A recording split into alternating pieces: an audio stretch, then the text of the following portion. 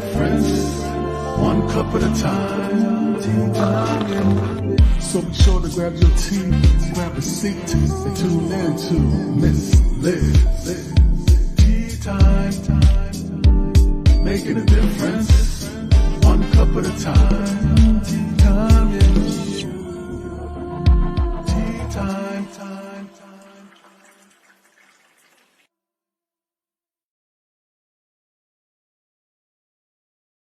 Well, welcome, guys. It is Miss Liz. It is evening tea time. That's right. We did the afternoon tea. Now we're doing the evening tea. That's how we roll in this house.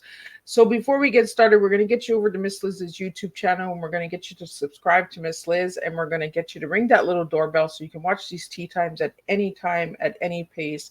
You can rewatch them, share them.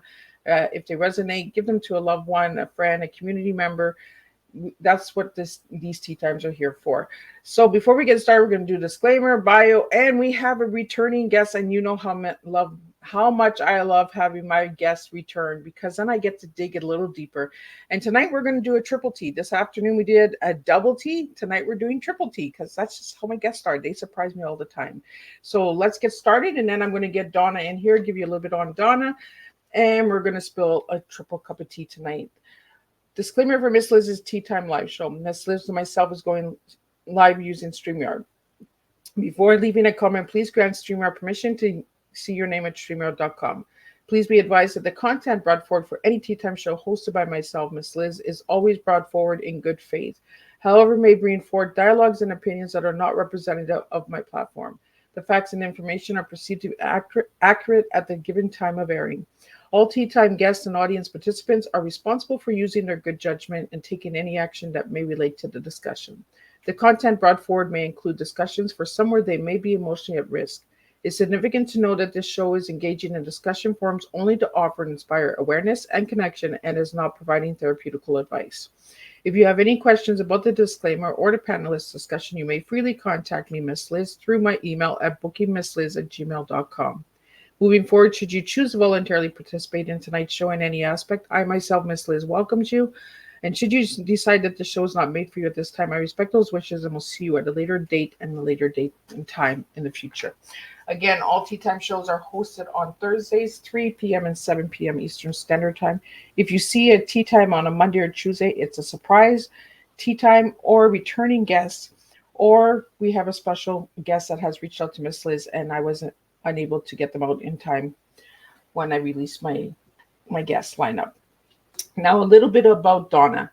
Well, Donna is a returning guest, first and foremost.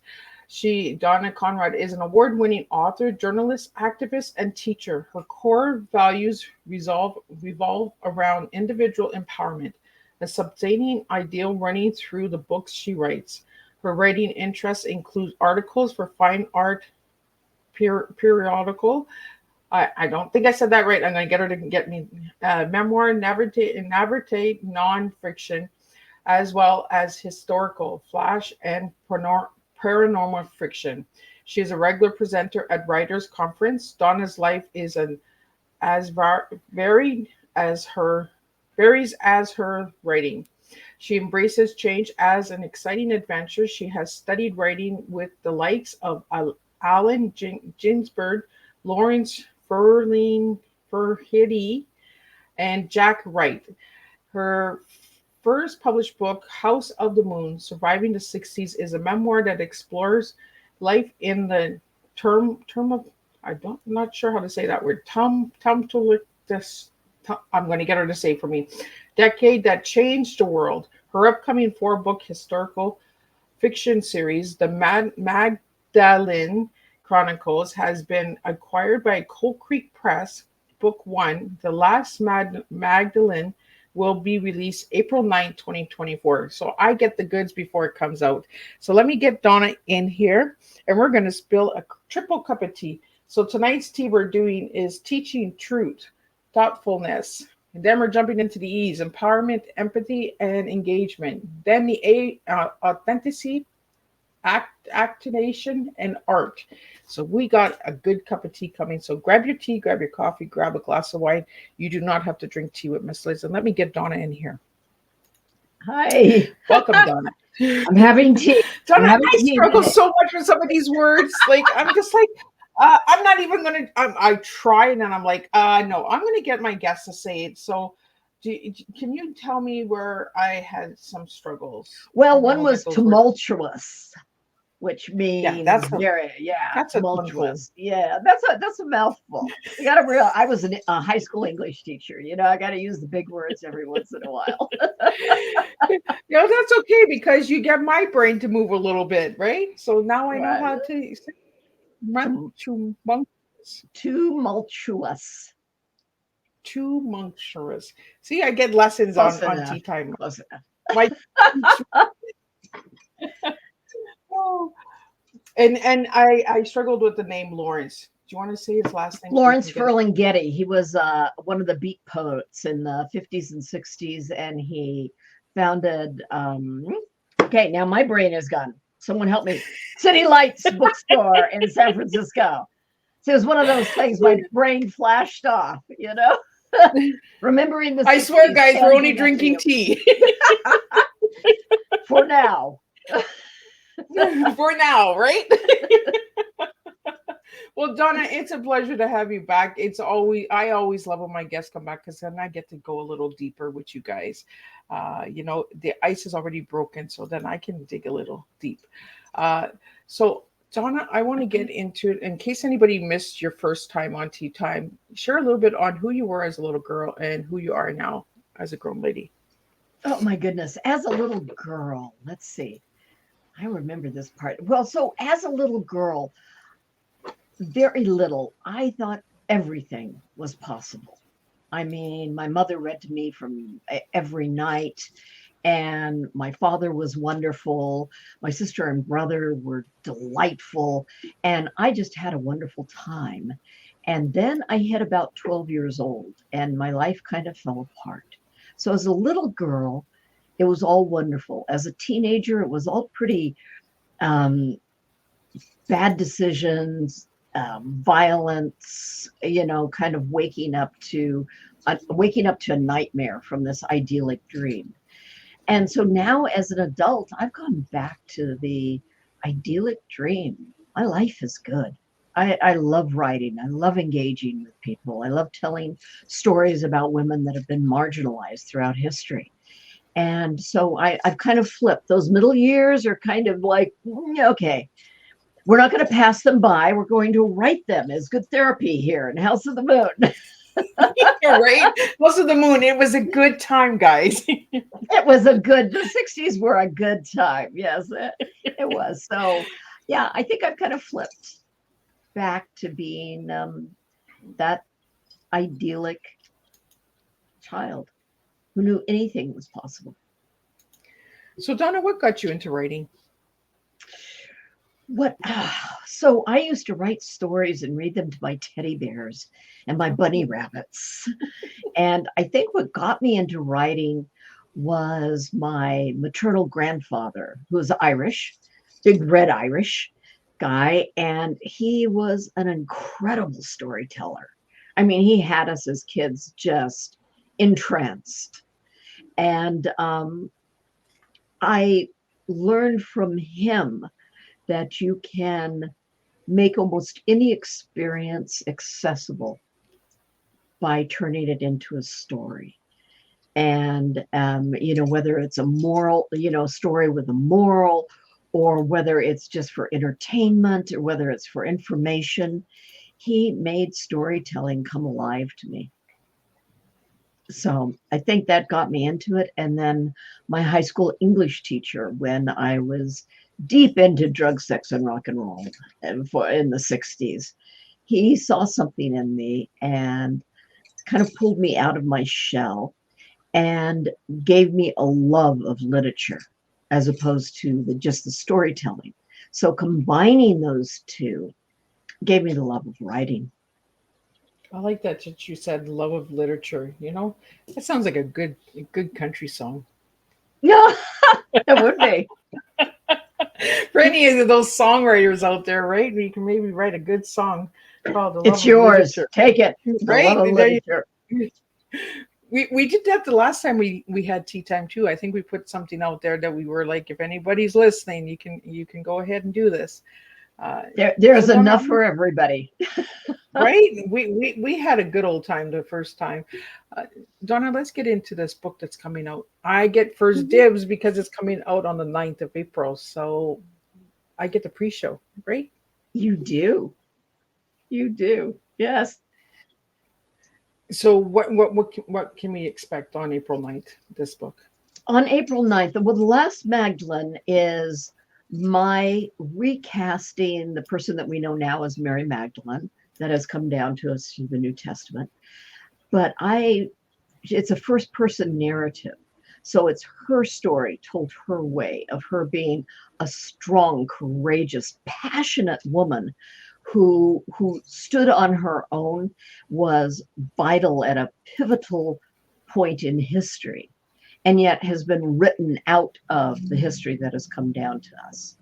So after working with a Magdalene scholar, a Hebraic scholar, a Christian scholar, doing tons of research, I've come up with a story that I feel is historically accurate, with the fictional part being what was said, because we can't know what was said, but what it was like in first century Judea when an entire people was oppressed and occupied by a foreign power, Rome, which was incredibly patriarchal. And we've heard, make the world Rome. So they came into this country, to these people that worship differently than they did, and say, okay, your money's not worth anything. You can't say what you want. We're going to tell you what to do. And so it was an incredibly stressful, violent, and repressive time. And the people were waiting for what we know today as Messiah, or in Hebrew, it's Messiah, unless I messed that up. But that meant a king. It didn't have the religious overtones until like the Middle Ages. So it was strictly a king. And this king was prophesied that when he arose and took the throne, he would overthrow a mighty enemy and establish 1,000-year reign of a golden reign of peace and prosperity, and unite the two kingdoms of Judea and Israel that were split after King Solomon's death. And so it's looking at it from, I guess you could say, demythifying the people that have come down to us. So Yeshua Bar Joseph, who we know as Jesus, Joseph of Arimathea, the Magdalene, the whole cadre that went about trying to overthrow Rome. So the last Magdalene, was that also about a goddess, Donna? A what? I'm sorry? A goddess?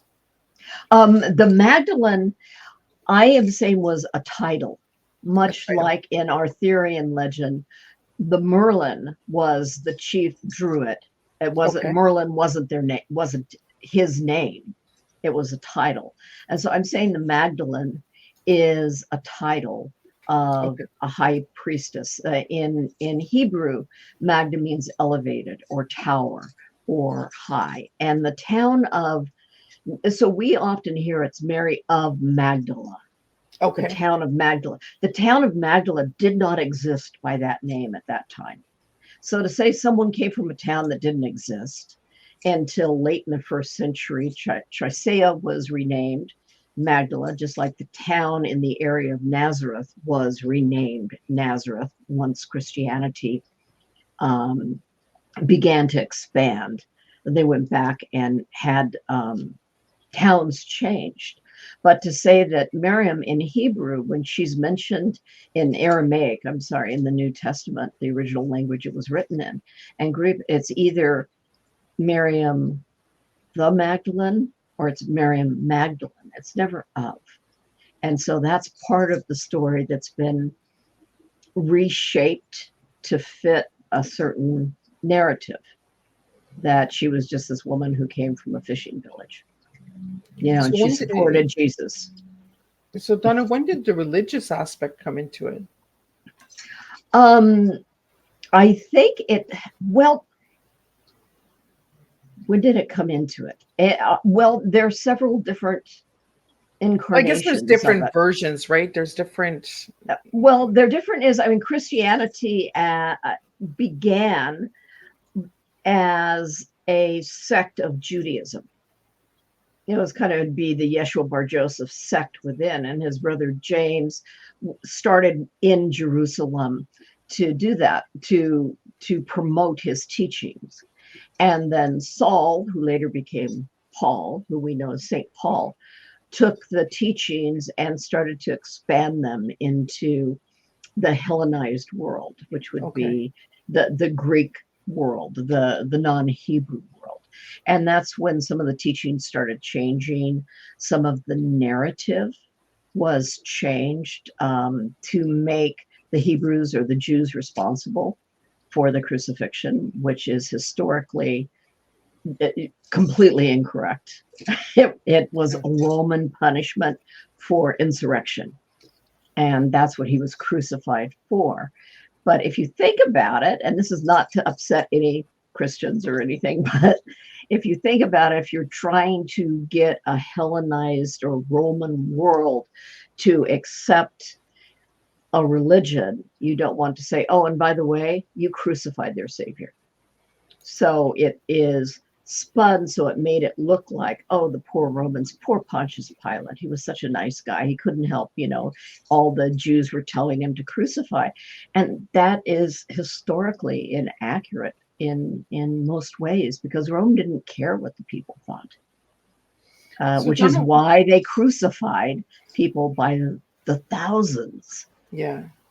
So Donna, what got you into this topic? A Magdalene scholar.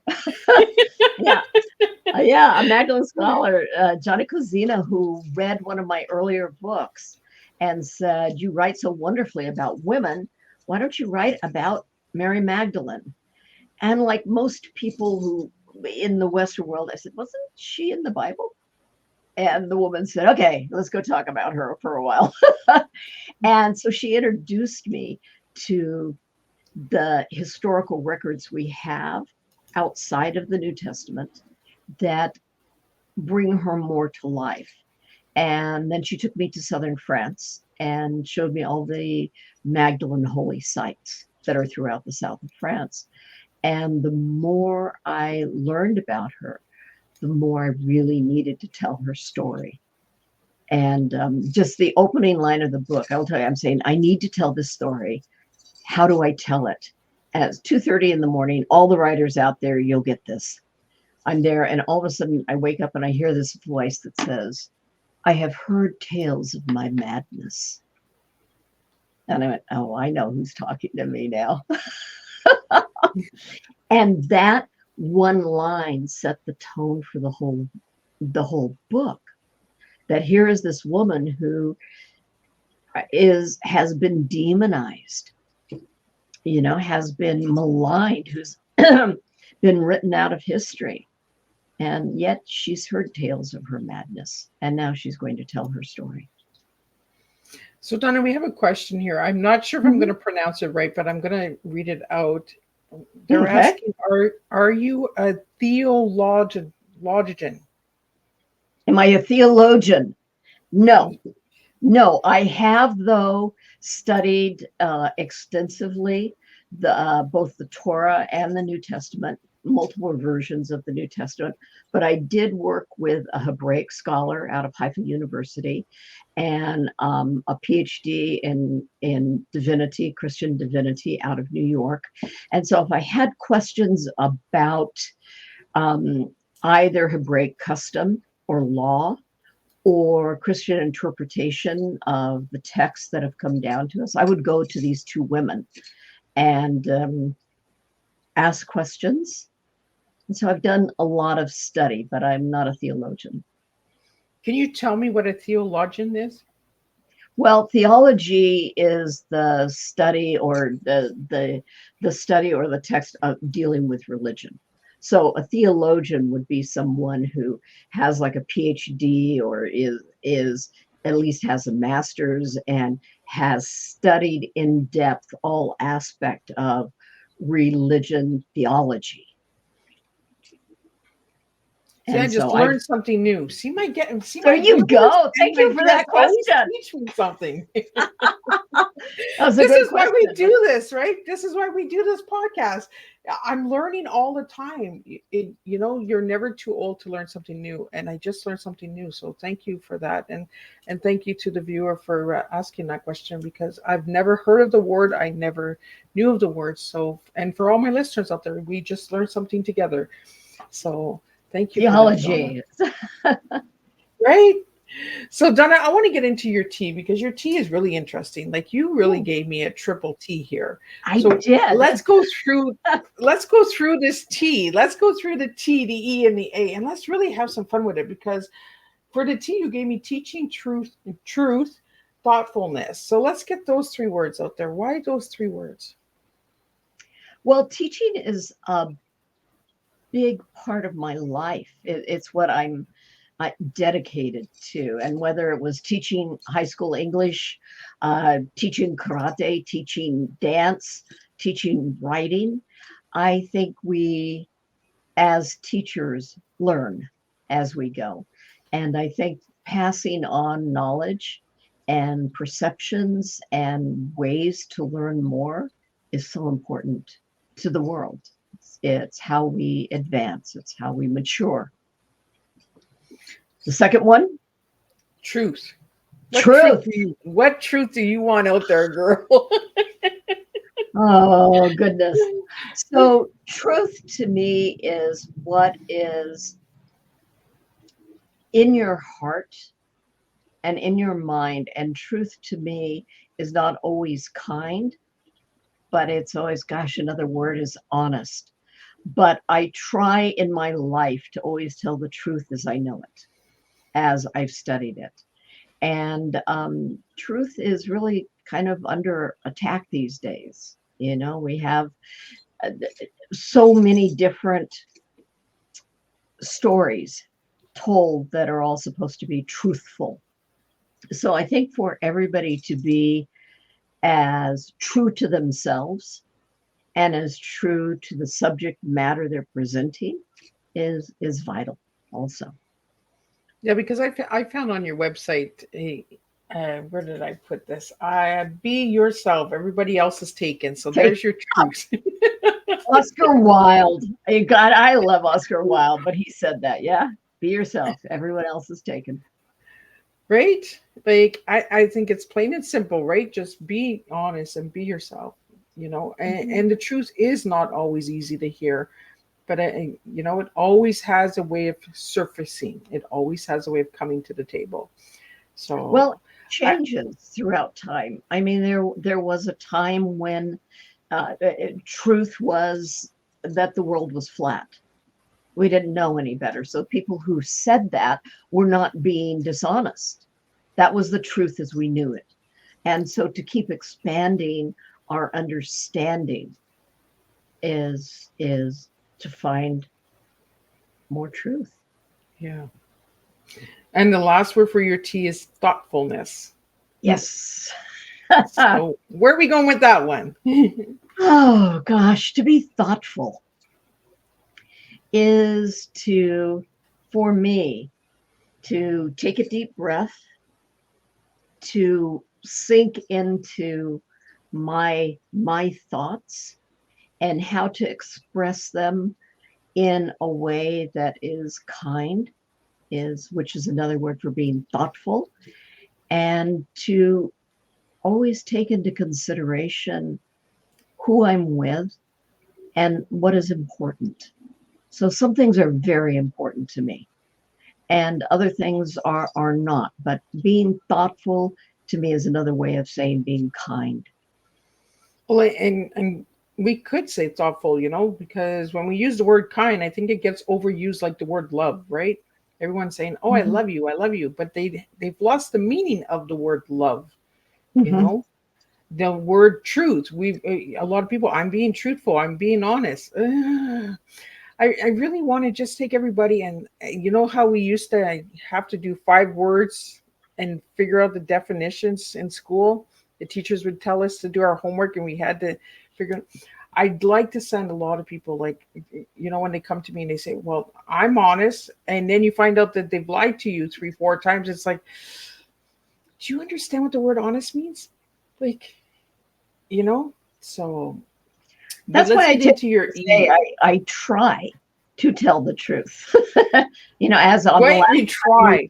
yeah, you try. And like I said, I try not to be judgmental. I still Right? am, but it's an attempt all the time. Yeah. And I think that we all have faults in us, Oh, sure. but we all can try our best. So let's get into the E's, Donna. You Okay. gave me empowerment, empathy, and engagement. I think this is going to be some fun here. Oh, Let's- empowerment.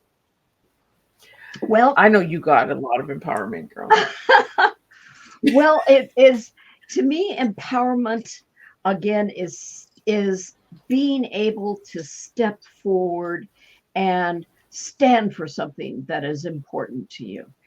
And through why I started writing about women throughout history that have been silenced or marginalized is to empower their memories, but to empower people today to make a stand, to say, this is important. I'm important. I have a voice.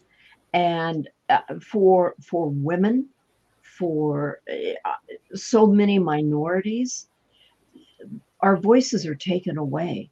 Yeah. And so empowerment to me is standing up and saying, I exist, I have a voice, I have thoughts, and I'm going to express myself. I love it. Let's get into the empathy. Empathy. Empathy is being willing to put yourself in someone else's shoes. To empathize with someone is different than sympathizing with them. To empathize is to be willing to attempt to feel what they're feeling. And we talked earlier about my Irish grandpa. Yeah. And he would always say, you never know what a person's been through, so don't judge them. So I guess empathy goes with the judgment. I try, especially if people are not happy with what I say or what I do or what I write, to empathize with where they're coming from. And I think last time we talked about this, I don't feel somebody else needs to be wrong for me to be right. And so I Right? don't need to convince somebody and say, no, no, no, you're wrong. Your understanding is wrong. Our understandings can be different and they're both okay. And I think that is close to what I consider empathy. Yeah. And we did talk about that on the first tea time, We Mhm. both have different perspectives. You see the 6, I see a 9. Doesn't mean that either one of us is wrong. We just see it in a different way. And when we're Mhm. reading a story, it depends on the mood and emotions that we're in as well. Like we might read a sentence and we might be like, and then we might be like giggling because it kind of took us off guard. It depends on where we are, the state of mind that we're in too, when we're reading and when we're writing and working with others, right? It has to do with all the Mhm. emotions. And we talked about that this afternoon with Marbeth, that, the emotional code of understanding human beings, right? That we all have different energies and we all bring something different to the table. And sometimes one energy won't match with the other energy. So, Mhm. And that's what empaths are able to feel, what other people feel. And so it's difficult for them to maintain their boundaries. But I would say in writing this book about first century Judea and about people that are very dear and even deities to other people, I really tried to have a lot of empathy for people's feelings. It's a very touchy subject. yeah. And I'm not saying I'm right. I'm saying that this is my perspective from a historical and archaeological point of view. But I Yeah. always held it in my heart to be empathetic and to the characters. So let's talk about those characters before we get into the last E word.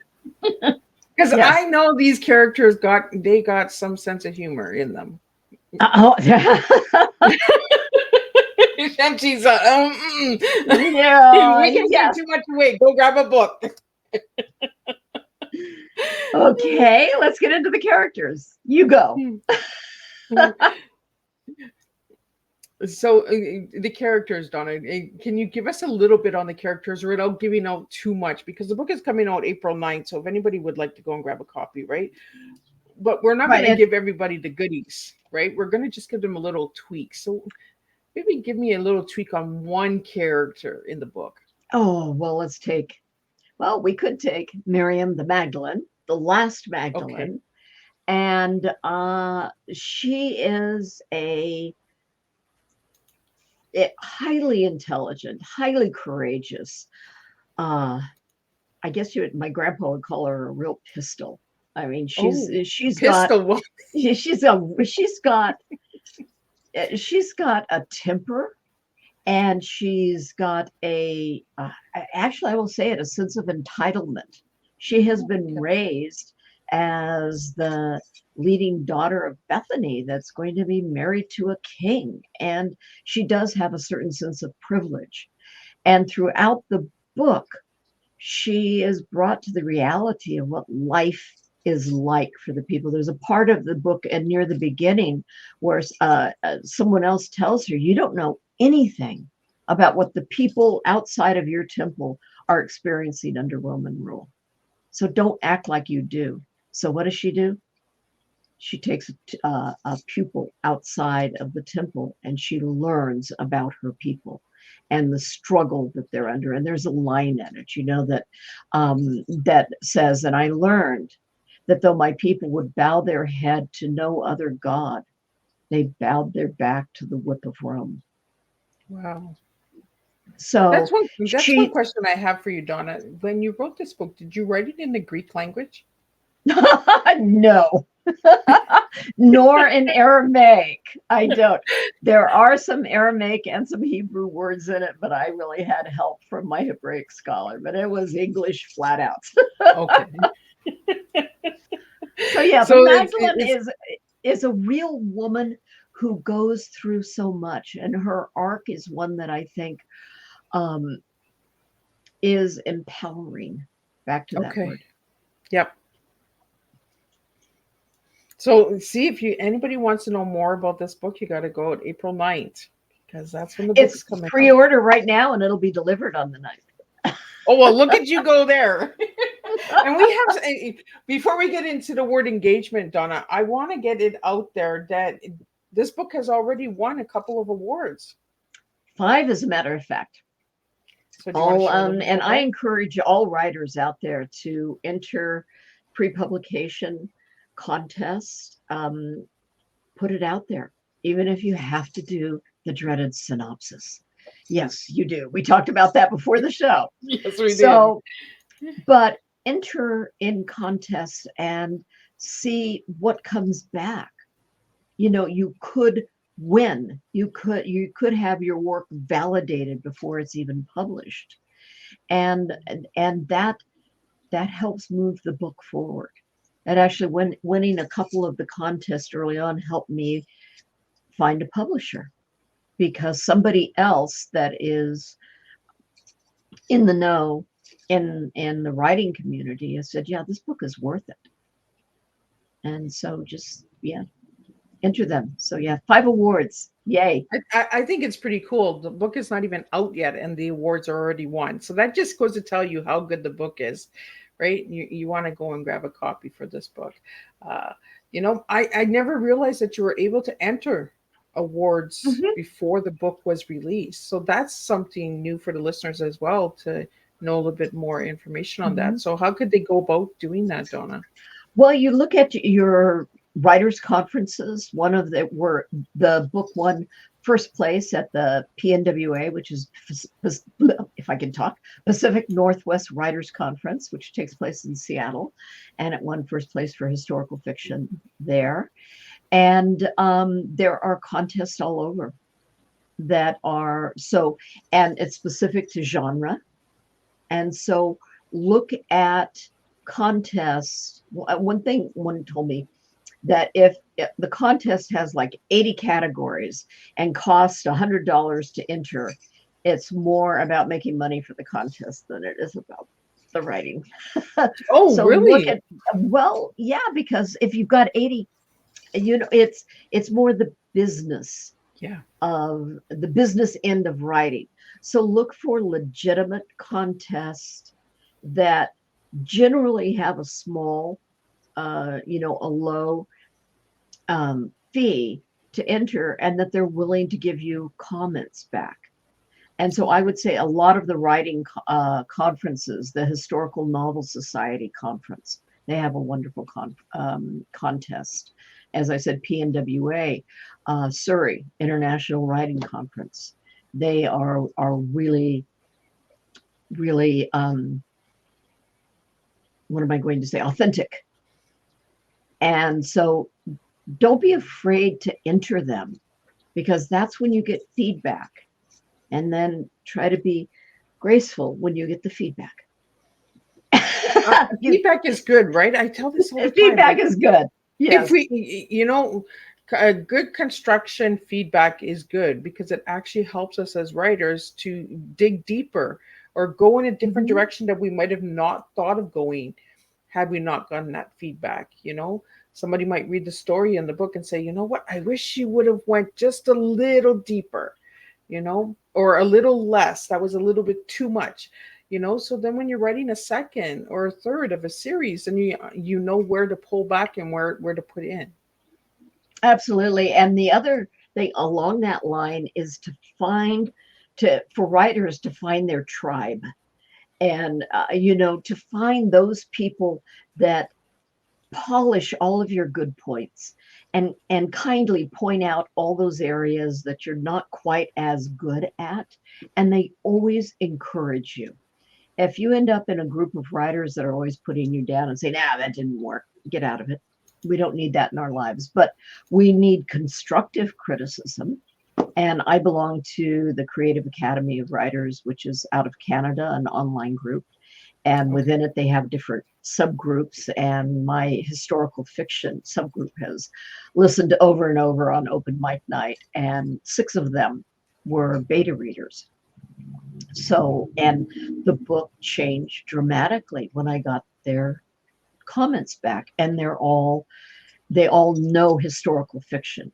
So if you're writing fantasy, make sure the people that you're working with understand the parameters, the world of fantasy. Because if you go with someone who writes straight history, they might not get the fantasy part of it. So go to your peers, and that's what I say when you find your tribe, those people that you really belong with. Yeah. And oftentimes you find that at writers' conferences, which is where I found the Creative Academy. It was up at the Surrey International Writers Conference. Well, and that brings us, Donna, right into your word, engagement, right? Engagement, yes. Right? My high school English teacher told me once, this is one of his favorite lines. He had filled out a lot of scholarship applications for me. And I said, do you think I stand a chance? I mean, I didn't want to engage. I didn't want to move out. And he just looked at me and said, you have to take a chance to stand a chance. Don't you now? And you said that on the first Teatime, because I remember hearing that. He was remarkable.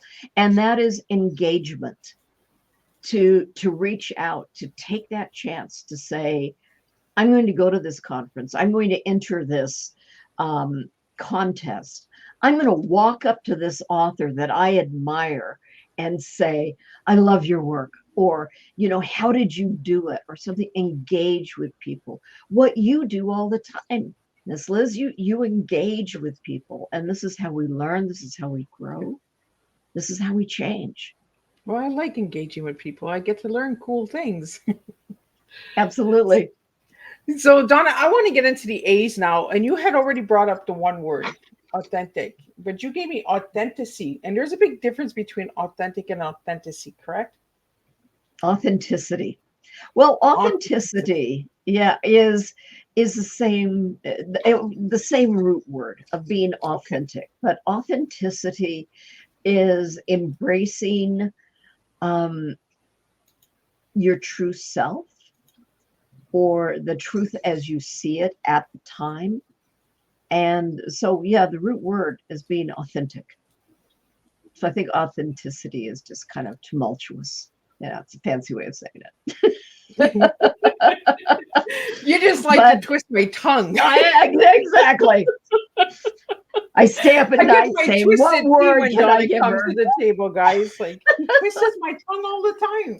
Oh, Yeah, but I think your sec, yeah, authenticity is something that I look for in people, in books, in movements, in rhetoric. yeah. I'm so happy you said that because we see so much out there, but the authenticity is not always at the table, right? Mhm. And it goes right back to the empathy, right? Because you can feel the energies. You can feel, like, ooh, I'm not sure about this table. Let me go to the next table. It's like when you go Well, to a and conference, right? yes, And you feel pulled to a table, and then there's a table beside, and you're like, oh no, I'm going to skip this one. exactly. Exactly. And it's just being authentic in yourself, saying, this is my feeling. It may have nothing to do with what that person is doing, but for me at this time, it's not right or it's absolutely right. Yeah, And be willing to be flexible. What's right today may not be right tomorrow. What you were saying about reading a book. yeah. I one of my favorite book series is The Dragon Riders of Pern. I by Anne McCafferty. I tried to read that book 3 times and just was like, "Ugh, this is so horrible. There is no way I can get through this." Okay, set it aside, open it back up because everybody said you have to read it. The fourth time I opened the book, boom, I was right in it. I was like, "Oh, this is incredible," and that's because I had changed Yeah. over that time, and now it was something that I could empathize with, I could relate to, it had meaning for me at that time. But I was willing to put it away the first 3 times. Well, and that's it, right? Because you weren't ready for the story. You weren't ready Mhm. to see it, right? And sometimes that's what it is. We grab a book and we're like, oh, we're going to read this book. We really want to read it. And then we're just like, oh, I'm not sure about this book. Like, put it aside. It took you 4 times, Donna. So, On I the fourth definitely time, tell and my then I kids, read that's why the every book. library's there. You can go and read it at any time. Yeah, and I think there are like 20 books in the series, and I read them all once I started it. But you had to get that flow, right? It's just like a good tea, right? You Exactly. just got to get that flow. And then you're like, oh, okay, now I get it. It had to be So your steeped second, just right. right? It had to be steeped and steamed. Your second word you gave me, I've never heard this word before, so I'm going to get a little Uh-oh. education on this one as well. It's the actuation, Actuation. actuation. Actuation. That Yes, I've means, never heard that. to put it bluntly, do what you say you're going to do. Actuation. Oh, well, Make I it like that word. happen. So Oh, that's my new you word. make it happen. So the actuation, you turn the key in the car, the actuation is the engine starting. So it's doing what you say you're going to do. I And like it. it is the mechanism by which something is accomplished. See, Was and this is why I have guests like you, Donna, because I have well, learned, right? Because I though, didn't have that education. I'm a high school dropout. I got married, I got pregnant, I had all the babies and all of that. But I mean, I learned at almost 50 years old. I'm going to be 50 in May, and I'm learning today from you, Donna. So thank you for that because you are we're so never welcome, and too never stop learning. Never. But right. the work something is activated. That term. So this is the mechanism by which something is activated. Okay, so these are like the gears. This is like the actuation. So this is a chain on a bike, right? We're on a bike and we have the gears, we have the chain. So and it's going and it's working. right? It's actuated. Actuated. And for And everybody your last word- listening, these are not dictionary. These are not dictionary definitions. These are just how I relate to these words, because you should be getting comments going, that's not what the dictionary says. Right. We're going to get everybody doing homework after this tea time. And Donna, your last word was art. Art. I'm curious about this word, art. Art is, to me, as the creation of something that is visualized or realized inside of a person, and is it is given out to the world. And to me, in writing, there is the art of writing and there's the craft.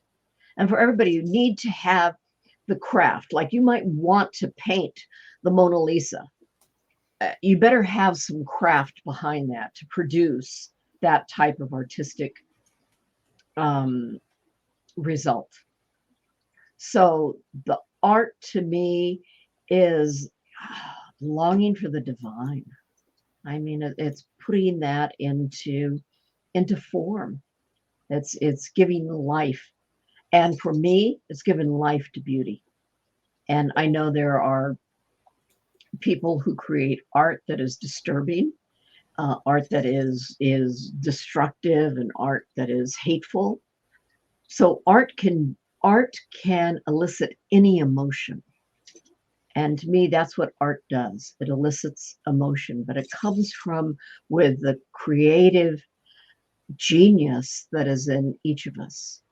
And that creative genius, it longs for expression. So to me, I mean, your tea, that is art.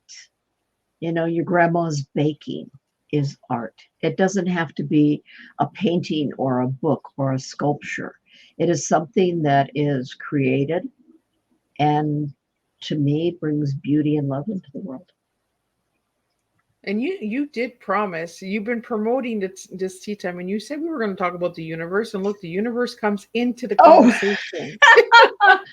Yeah, Donna I said has life. a way of bringing it to the table, guys. I'm telling you, Donna, I love having you here as a guest because you open my eyes to different ways of seeing things and different perspectives of seeing words.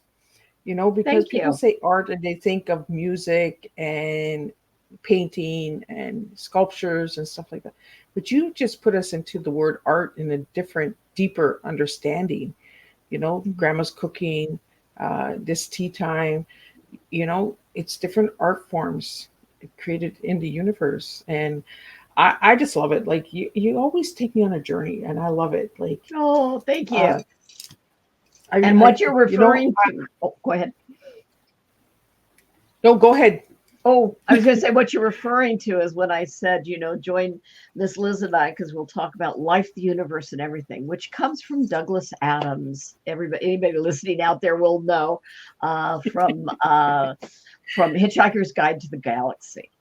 And that was the question that all of these people throughout all ages decided, what is the meaning of life, the universe, and everything. And they gave this to Big Think, the computer, and the computer said it would take several million years to come up with the answer. And then you have to read the book to find out what the answer was. Those of you out there will probably know it. But you just get me on the seat of my pants here. Like, I'm on the chair and she's like, we gotta go. Like, we're if driving, right? If you know Douglas Adams, you will know that the answer is not what you expect. And he was brilliant, brilliant artist. Yeah. I just love how you put me on the seat of my pants all the time. Like, I'm always like, where are we going? I'm getting excited. Like, she's going to take me here. She's taking me there. You know what I mean? So we always have a blast here when we have tea time together, me and you, Donna. I want to get into your color. Your favorite color. Do you remember what it is? What did I say? I don't know. Take a guess. Purple? Purple? She got it. Ding, ding, ding. Nice, We have a winner. Oh. Okay. You had me worried there for a moment. Yes, I know. It depends on She's the like, day. oh, what did I tell her? What did I tell her? I gotta tell you, some days it is definitely red. Other days it's black. Overall, I think purple. Yes. So why purple, Donna? Oh goodness. Well, we're gonna go into a couple things. Purple is a blending of two primary colors, red and blue. And I think the red is life blood, and the blue is that cool feeling of love that washes over you.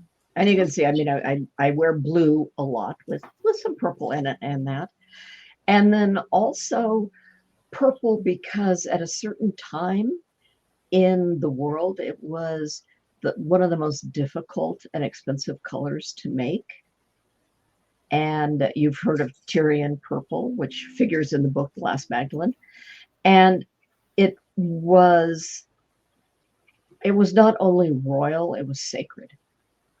And it was difficult to achieve. And now we just look at the color purple and it's like it's everywhere.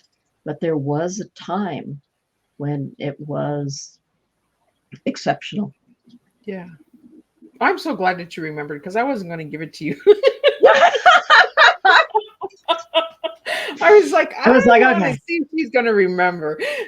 This is not a moment for senior mind freeze. What? I would have been really red. I'm not sure about that one. But we do have these days where it is different colors that we're drawn to. And, our emotions again, how we look at things, the perspective of the moment. Donna, you gave me the word resilient for you. Yes. I asked you to give me one word to describe yourself as an individual. And you gave me resilient. I want to know why. Because I am. I keep going, and I say that to everybody I meet. There are days that you don't want to move. There are days that you don't want to face. But finding that resilient part in yourself, and to me that is at the heart of every living being. That it's that kernel that keeps us moving forward. And so for me, even on the worst days or worst nights, then it's like, I can do this. I can keep going. And if I don't, what is the alternative? That nothing happens, that I'm not living my life. And so I think resilience. And now you're talking about colors all day today. I'm in the Pacific Northwest. Spring has sprung, but Mother Nature didn't get the memo. So you got snow? Yeah, so not snow, but cold and rain. So I've been in this wonderful kind of a sage green sweatshirt. Oh. And it's a little lighter than sage green, but it reminded me all day long that spring is coming. That green is the color of growth, of new birth, of moving forward. And so, I gave you resilient a long time before that. But it is, to me, you keep moving forward. If nothing else, if you say, one day at a time, that's too much for me to do, then make it 1 hour at a time. And in the worst case scenario, one breath at a time. Just take another breath and wait and see what happens. And it turns around. Just one more breath. I mean, life is an incredible gift. And living another day, as you know, is not guaranteed. So this is the day, and this is what I will do. And I will be resilient as long as I'm alive. And I love that you said that, because I am. I like that, because we need to stand strong on our words, stand strong on what we we look at ourselves. And resilience is a strong word, and I'm glad you gave me that word, because that's what you are. You're a tough cookie. Thank What is you. that old saying? You eat piss and vinegar is what my Piss grandpa and used to vinegar, say. yes. You Yeah. know, Some days one you're a more than straight the other. shooter, I right? try to be. That's what I say. I try to speak truth, which is why it's one of my words. And if, yeah, I don't know what else to say to that other than Yeah. I try to. And I try to do my best every day. And I try to stay resilient. And there are times where it is down to, okay, the next breath, as opposed to the next day or the next book. Sometimes that is a big goal. I mean, I'm writing The Lost and the Holy as book 2 in the Magdalene Chronicles, and that's a big commitment. And Yeah. some mornings it really is just the next breath. Take the next step. What do you need to do? Yeah. So Donna, you have a book fair or book fest coming up. Yes, I will be at the Los Angeles Times Festival of Books in Los Angeles on April 20th and 21st. I'll be signing books with the Black Chateau in their tent in the gold section. And I look forward to seeing anybody that happens to be in LA. Drop on by. I think it's booth 153. Oh, But look at it that. should One, be five, exciting. Yeah, it's Mm. the Festival of Books. I think there will be hundreds of thousands of people there.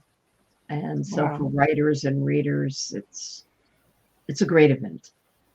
So Donna, what final message do you have for everybody? Oh my goodness. I think I've said it all. But You're never done, girl. yeah, yeah, I've never done. You're right. You know me too well. I do. I would say for people, a final message for people: be kind. Be kind to yourself. Be kind to others. And if we all were to be as kind as we're capable of being, I think the world would turn around pretty fast, and it would be a place where we could create more art, where we could create more joy. So just be kind. And I said that to an artist friend, a writer who's having a hard time. And I said, be kind to you. So everybody out there that's listening, be kind, be nice to yourself. Love, creativity, everything starts with yourself. I love that you said yourself, because we're always kind to others, but we forget about ourselves. So thank you for that. Mm-hmm. So Donna, if anybody would like to reach out to you, how can they reach you? At donnaconrad.com is my website. And if you sign up, I don't spam people. I don't send out a lot of stuff. But if you sign up, you'll be entered to win a ebook copy of, or I'm sorry, no, a real copy, a print copy of either The Lost Magdalene or House of the Moon, your thing. And then you also will get a secret password for the lost chapters of House of the Moon. Oh, look at that. Which were those that didn't make it into the book, but I still think they should have made it into the book. Right, because when you write a book, they take some stuff out, so you got to have those they little do. bonuses, right? They do. Yeah, it's my revenge on the editor. I will return. People will read this. Yes. So there, and then you can always email me at donna@donnaconrad.com. I love starting conversations and exchanging ideas with writers and readers. So be kind, be strong. Thank you so much. It was a blast having you back. And you have wrapped up March of 2024. We are jumping into April already. And it is Easter weekend. So if you're celebrating Easter with your families, please travel safe and enjoy it. Take the moments and make special memories with your loved ones, because life is precious. And I want to thank you, Donna, for closing up my March, and good luck with April 9th. And for anybody that would like to get a pre-copy, reach out to Donna. I believe you can go to the website and get the pre-orders, Donna. Or you can go to Amazon or any any location. They're up for pre-orders everywhere. And you can get Awesome. either ebook or print book. Awesome. Good. And I will see everybody back April 4th with a whole new month of guests. And we're going to be touching on some Easter eggs. That's right. Miss Liz is leaving some treats. In March, we had some Lucky Charms. And in April, we're doing Easter eggs. And in May, Miss Liz will be off. So there'll be a lot of reruns of all 5 seasons that you can check out, because Miss Liz is taking some personal time to recharge herself and recharge her tea. So until then, I will see everybody April 4th, 3 p.m. Eastern Standard Time with the next tea, and 7 p.m. Eastern Standard Time. And we'll serve another TEA to you all. Until then, thank you to all the supporters. Thank you to all the Instagram watchers. Miss Liz, I believe, Donna, you're my 5th show on Instagram. So thank you to all the viewers on Instagram. I do see you, and I appreciate you guys tuning in with your questions and comments. So thank you again. And I'll see everybody on April 4th, and have a happy Easter from Miss Liz, from my house to your house.